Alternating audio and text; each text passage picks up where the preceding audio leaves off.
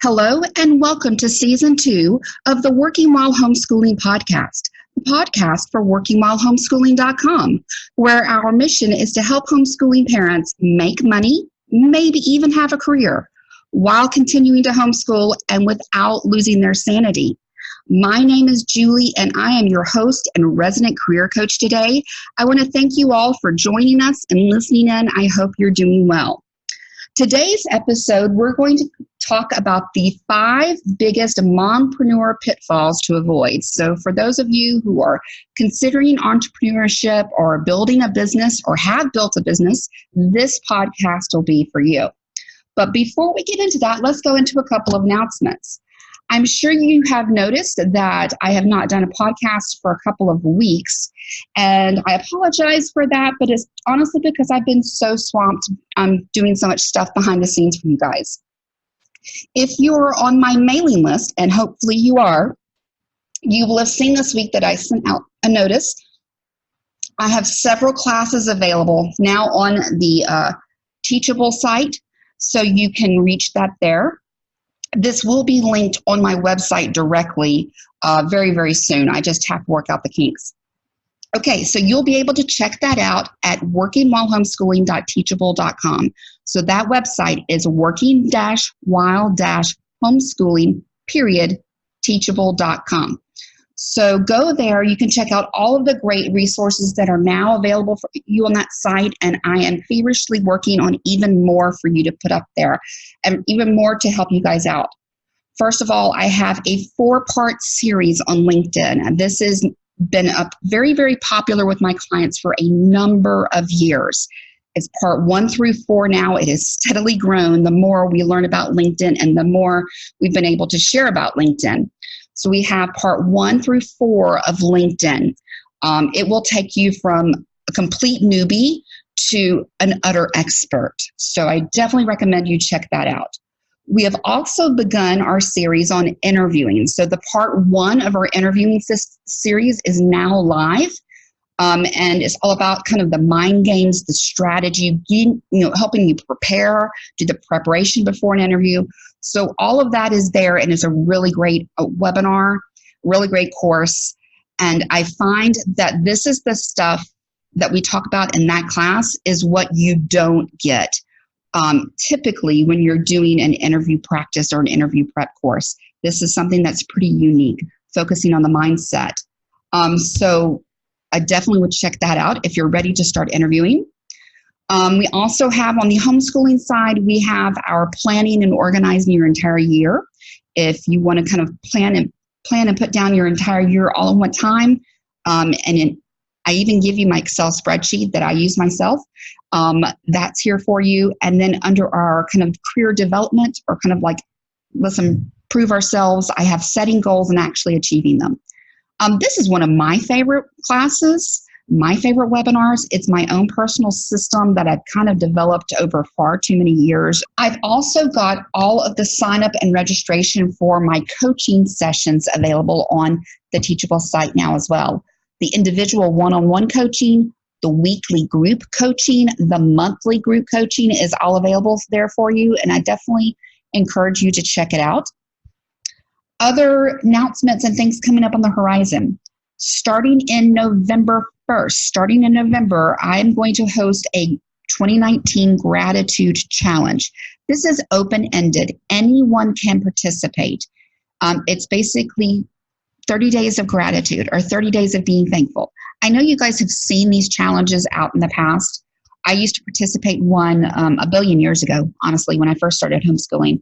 It was one of kind of my first active blogging things that I did. And it was very, very just moving for me as an experience. The person that used to host this, or the blog I used to follow, kind of went defunct. And I kept looking for someone to do that again, and they never did. So I was like, you know what, to heck with it. This year, I'm going to host it. So I'm going to start publicizing that in the next day or two. I just have a little bit of work on the site left to do. But I wanted to let you know to check out the 2019 Gratitude Challenge. It starts November 1st. It's for anyone, okay? If I can get all my ducks in a row, I will have a downloadable version So you don't even have to have a blog to post it. If you don't blog, or if you don't have a writing site out in another world out there, then you can still participate. So if I can get all my ducks in a row. So that's coming up. Also, in a few weeks, you will see some information coming up about the Ultimate Blogging and Work From Home Summit, which I am both speaking at and sponsoring. So I am one of the sponsors there. So I definitely keep your ear out for more news on that. And then finally, and I promise this is the last announcement, I am looking for your questions that I can answer here on the podcast. So I would like, if you have career-related questions, career-related, homeschool-related, working while homeschooling related, job search related, whatever it might be, I would love for you to email me your questions so that maybe I could answer them for you on an upcoming podcast episode. My email address is julie@workingwhilehomeschooling.com. So if you send me in your questions, you might just hear it in an upcoming podcast episode. So definitely do that, please. All right, so let's get to our main topic here. And so today's topic, we're covering the 5 biggest mompreneur pitfalls to avoid. I've been talking to a lot of entrepreneurs recently. I'm not sure why. They've kind of just been put in my path for the past few weeks here. And I keep hearing some things, and these are things that I have watched entrepreneurs, and specifically women entrepreneurs and mom entrepreneurs, really crash and burn at. And some of these I've crashed and burned in myself. So if you kind of have that idea that I'm going to start a business, regardless of what that business is, okay, if it's a business of one, if it's a storefront business, if it's consulting, if it's a website, if you're selling product, if you're just blogging, if you're running a business, these are the kind of things I want you to watch out for. So we have 5 plus bonus. So number 1 is not doing your market research up front before you get started. This is probably the biggest issue I see, and frankly, it's the easiest one to fix. So basically, honestly, this is when people maybe start a business when they probably shouldn't. And that sounds harsh, because I don't want to stop anybody from doing entrepreneur if that's what they're called to. But frankly, we don't necessarily run it smart occasionally. So for example, my small hometown in Alabama, I watched a girl that I went to high school with start an embroidery business. And, I'm from Alabama and we're in the South, and we embroider everything. All of the kids' stuff is smocked. You have embroidery everywhere. So if you guys in the South know what I'm talking about, like we monogram everything. And she had been doing this out of her home, and it was really cute. And everybody's like, oh, you should start a business. She's like, okay, I will. And she just walked out, found an empty spot in the downtown area, rented it, and started her business, and frankly closed pretty darn quickly. I would say less than 6 months. But when I checked on her 6 months later, it was already closed. So there were a couple of things. First of all, there were several places downtown that already did that as a part of what they did. So they offered that as an extra service. So, she was competing against the t-shirt shop that would embroider or monogram the t-shirts and hats they sold. So that was her competition. There were several places in our small little town that did that. And there wasn't maybe a need for someone to do it full time in a storefront where she was paying exorbitant amounts of rent. She went and paid way too much of rent. Where if she continued maybe doing this from home or somewhere else, she might have had a better profit margin. Or maybe she went to one of the towns nearby. She might have had a better profit margin. And frankly, she probably would have done better. So there's market research is number 1. Doing your homework, doing your research in advance is going to solve, let's say, 50 to 75% of your problems for you. Even if you realize, you know what, I'm not going to do this, the market's inundated, I don't need to do this, there's not a need for it, that might feel like a failure, but it's actually a success because you didn't waste time, effort, or money going after something and investing something that's not going to work out. Okay? Number 2 is getting stuck in perfection mode. Okay, so if number 1 is not doing your market research in advance, Number 2 is never pulling the trigger. So you spend so much time preparing and getting ready to start your business that you never actually start your business. Okay. I've had a lot of my clients actually fall into this mode. They wait until they have the perfect business cards, or they have the perfect website, or they have the perfect brochure. I had one client literally who spent 4 or 5 months designing one brochure, and she was just stuck on that brochure, and it wasn't perfect. Also, creating the perfect organized systems. One of the things I usually tell people is, you don't get paid to have really organized files. Okay, you might have the most amazingly organized systems and processes and files and whatever, but if you're not making money, you're not making money, right? So if you spend all of your time doing what I call the admin or the non-billable hours, you are not making money, regardless of how busy you are. And one of the reasons people get stuck in this is because it's easier, to be honest. It's easier to be busy. It's easier to stay in that busy mode than actually move toward productivity mode. Okay? Busy feels good. Busy is self-validating. Oh, look at all that I'm doing. Look at how much work I'm doing. But you're still not making money because you're not putting yourself out there. You're not going after the sales. You're not trying to attract clients. So I always tell people, busy feels good and rejection does not. But busy doesn't make you money. Okay?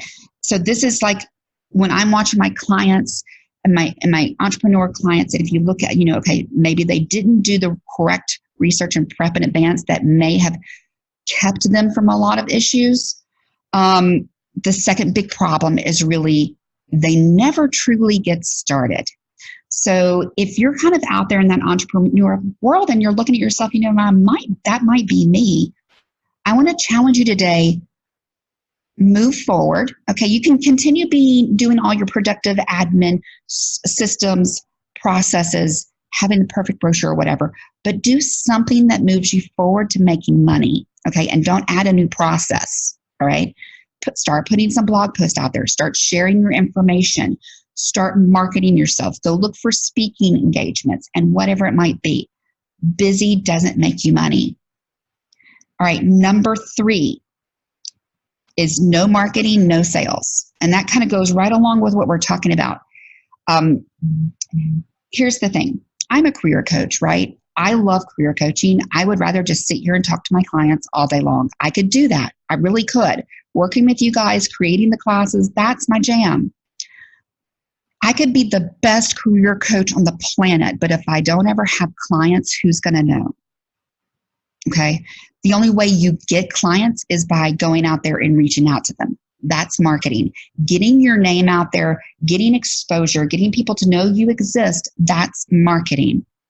Marketing should lead to sales. So you can put your name out there all day long, but if none of that is generating income, it really doesn't matter, does it? You're not bringing any sales. So this is, guys, this is business here, okay? This isn't a hobby. This is business. So if you don't have a focused, clear, linear, structured plan for marketing and sales, you will not make money and your business will shut down. It's a huge pitfall. So if you've gotten past the, not getting started, the next thing is most business owners who aren't in actual sales don't want to think of themselves as a salesperson. Okay, so regardless of what kind of business you're doing, you're actually in sales. I can be the best career coach on the planet, but if I'm not out there marketing and producing and getting my name out there and promoting things, I'm never going to actually attract clients, which means I'm never going to make money. And if I'm not making money, I'm not really in business. Does that make sense, guys? And I know that sounds harsh. I really don't mean that to be harsh. I wish y'all could see my face right now. I'm trying to say this with the nicest face possible because I know that somebody's listening to me and thinking that I'm raining on their parade. That's really not my intention. And I know, But this is the truth, and this is what you guys need to hear. A lot of times, and I'm going to tell you guys, our working while homeschooling crowd, I see this a lot in the homeschooling world, okay? I see this a lot in the homeschool blogger world. If I build it, they will come magically, or they will, they will be, the forces that be, whoever you might believe those to be, will direct them to me. If I just build the perfect site with the perfect handout, and the perfect freebie, and the perfect logo, and the perfect this, then they'll just come to me. I don't have to sell because I'm just going to put these products out. And then, honestly, most bloggers, most of those bloggers you follow, okay, not the super big ones, but there are a lot of bloggers out there, frankly, not making money. And I hate that for them because, honestly, there is good work out there. But if nobody knows about it, honestly, how are they going to make a sale? And if they don't make a sale, how are they going to make money? Okay? So you have to constantly bring in new biz. You can't do things once. And I'll tell you, this is where I fall down, all right? This is the biggest annoying factor of running your own business for me personally. You can't just do it and then check it off your list and then it's done for the day. It's done forever. You have to constantly be marketing. I have to look every single month. What am I doing in October? What do I have planned for November? And so on and so on. What am I constantly doing out there to generate new people finding my site, learning more about what I can do, finding the podcast, coming to me, so then hopefully I can build sponsorships and I can build sales and I can build advertising, those kind of things. So you have to figure out what your marketing streams are going to be. How are you going to get your name out there? What really works for your business, okay, for the type of business you're doing, which AKA goes back to your market research. And how is that going to generate new business? How is that going to bring you money that pays your bills? So that is really kind of the big three, okay, which leads us right back into number 4, because if you're not making money, you're not making money. So number 4 is finances. Okay, do you hear how much money comes up in this a lot? Because I think we as women, I think we're taught money is ugly. Okay, money is not classy. I know I grew up in hyper traditional old school South, and money is crass. Okay, we don't discuss money. And yeah, okay, don't discuss money, but let's discuss money, okay? You could be marketing your behind off. You could be making sales. You could have done all the right market research. You could have, your past perfections, getting stuck in perfection mode. But if your money and your finances are not kept in order, then you're going to get yourself in some serious trouble, guys. Serious trouble. Here's the thing. You need to keep your money coming in high and your money going out low. Okay, so the money should be coming in at high numbers. That's the goal. And the money going out should be going out at low numbers. I honestly think there are business people out there, and I've had women business owners say some form of this to me. If I spend it, they will come. If I just spend more and more and more and more money, they will come. And let's face it, guys, we can all spend money, right? We can all spend money. That doesn't necessarily generate you money. So if you are starting a business, or if you've been in business in a while and you realize that you've done that to yourself, you've got to switch gears and you've got to start becoming really, really, really, really smart with money. I know not everyone likes Dave Ramsey, but his principles as far as it comes when using your money as part of a business is pretty darn good. So if you want to go check out Dave Ramsey and look for any time he has spoken on his podcast or his videos on YouTube, and his books about anyone starting a business, he has usually very financially sound advice. Yes, you might need to spend some money, but you want to make sure you can look for ways to keep your expenses down as much as humanly, physically possible. When I first started coaching 12 years ago now, I just found out yesterday was my anniversary of coaching. 12 years ago now, I had a very simple website. It was not that fancy. I spent maybe $400 or $500, and it was actually quite good. I mean, I got my money's worth out of $400 or $500. But I had people also quoting me when I went to website designers $4,000 to $5,000. And guys, I hadn't even made a sale yet, and they're expecting me to spend $4,000 to $5,000 on a website. And honestly, we didn't have it.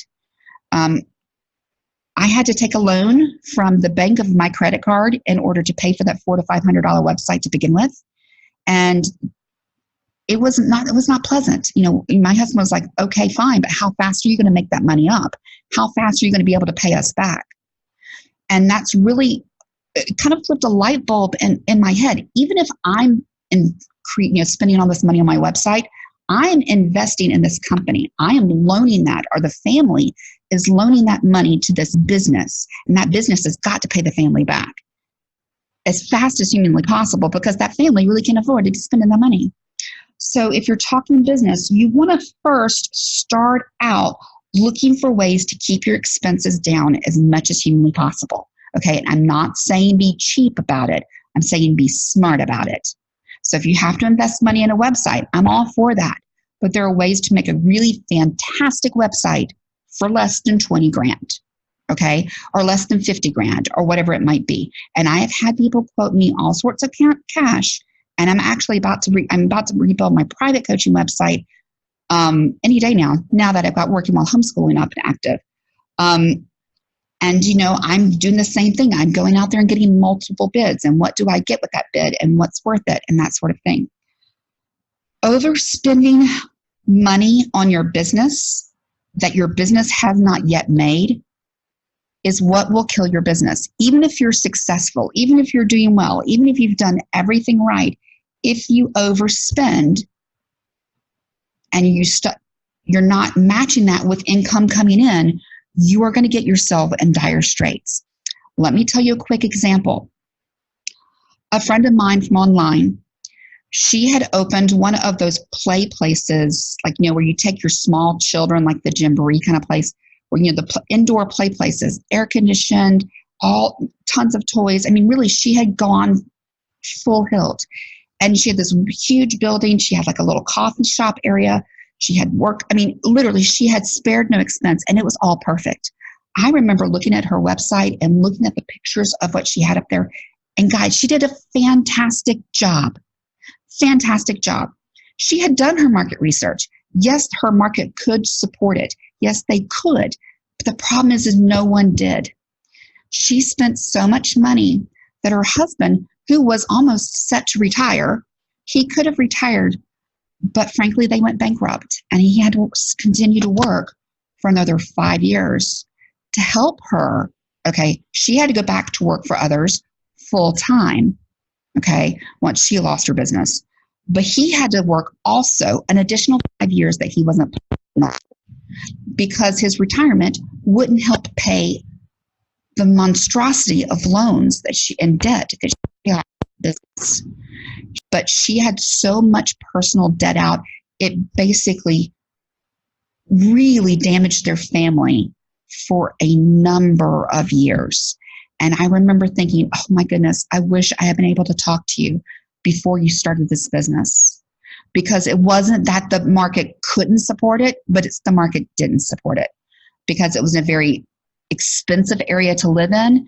And even if there are a bazillion stay-home moms in that area, they were cheap, because they're not going to spend XYZ dollars on an indoor play place when they can take their kids to an outdoor playground, except for maybe January and February when the weather's not so good. So she would have decent business a couple months of the year, but not all year round. And she just, you know, she was in business for a number of years and really forced it, and it just didn't work. And it was a shame, because it was a great idea. It should have worked, and it didn't. Her rent was so high because she had picked a large space because she wanted to do it right. Okay. And that's what I hear a lot of entrepreneurs say. Well, I need to do it right. Okay. If she had been able to start off in maybe a more mid-sized place, or in a location that was maybe a little bit cheaper, maybe she could have turned things around. But her outgoing was so much that it didn't really matter what she was bringing in. It could never match it. Remember, 70% of businesses fail within the first 2 years, and that's all startups, okay? That's not just your big storefronts. So our entrepreneurs who are working out of your house, yeah, your expenses are lower, but remember, the same thing still applies, guys. You've got to watch to make sure, again, remember that your money coming in stays high and your money going out stays low. Number 5 is frankly thinking the rules don't apply to you. If you're listening to me right now and you're like, yeah, I can understand how that would be a problem for other people, but not for me. Well, this is number 5 for you. Okay. Every single time I have done this to myself, and I am putting myself out on the line, guys. Every single time I kind of know, it's like, oh yeah, I could see other people doing that. And then bam, does that I not run up and smack my own face up against the same wall? Every single time I think A doesn't apply to me, A always applies to me. So if you think you're going to be the exception to the rule, you will not be. All right, learn from everyone else around you.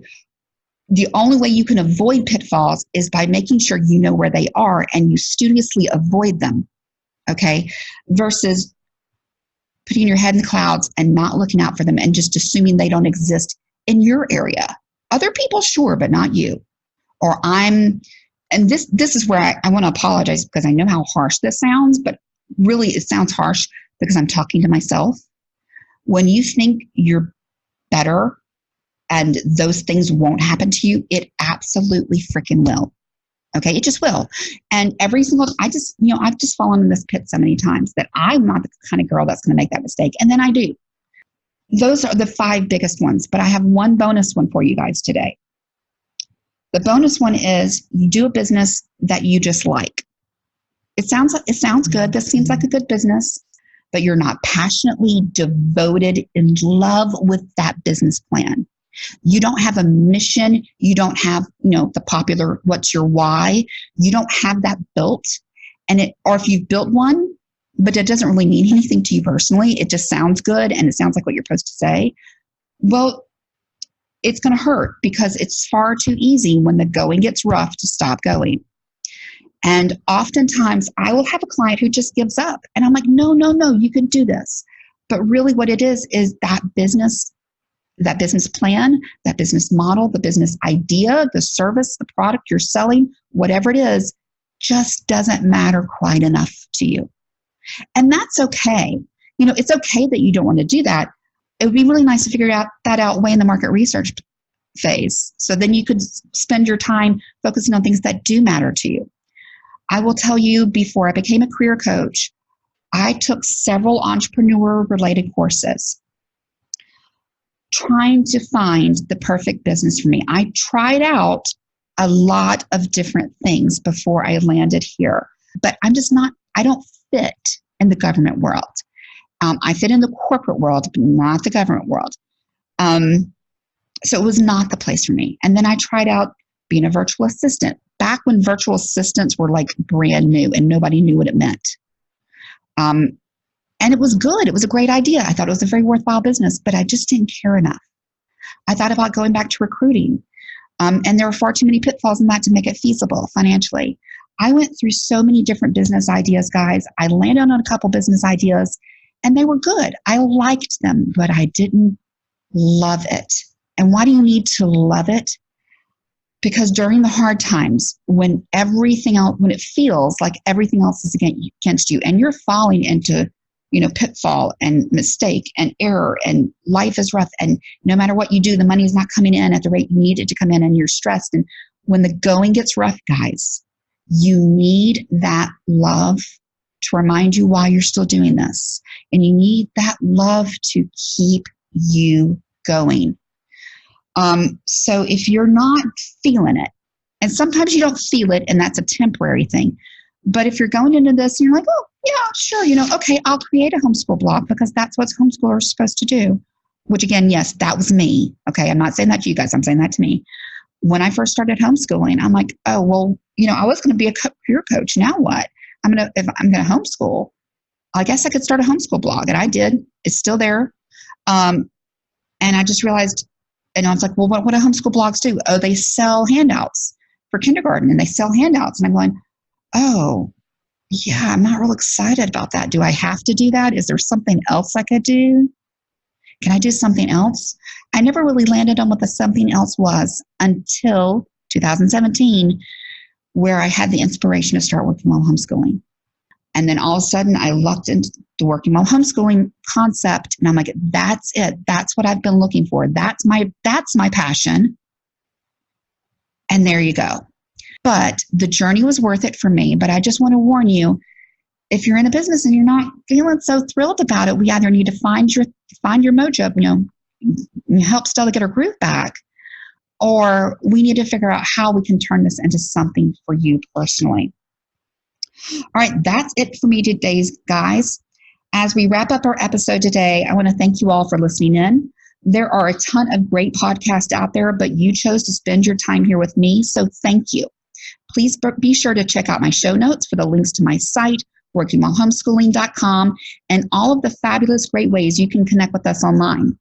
We appreciate our listener supporters. If you've listened and enjoyed today's podcast, you too can support me with a small monthly donation that helps me continue this great content and interviews like you've been hearing here on the Working While Homeschooling podcast. Just check out our show notes for the link. We also appreciate your online reviews. All of you that have subscribed to our podcast, and we thank all of you who share this with your homeschooling friends. And please continue to do all of the above. If you know someone that you think would be a great guest here on our podcast, please let me know at julie@workingwhilehomeschooling.com. Thank you for listening in today, and please make sure you join us in our Facebook group for a continuing conversation on today's topic and beyond. I look forward to seeing each of you soon at our next podcast for Working While Homeschooling.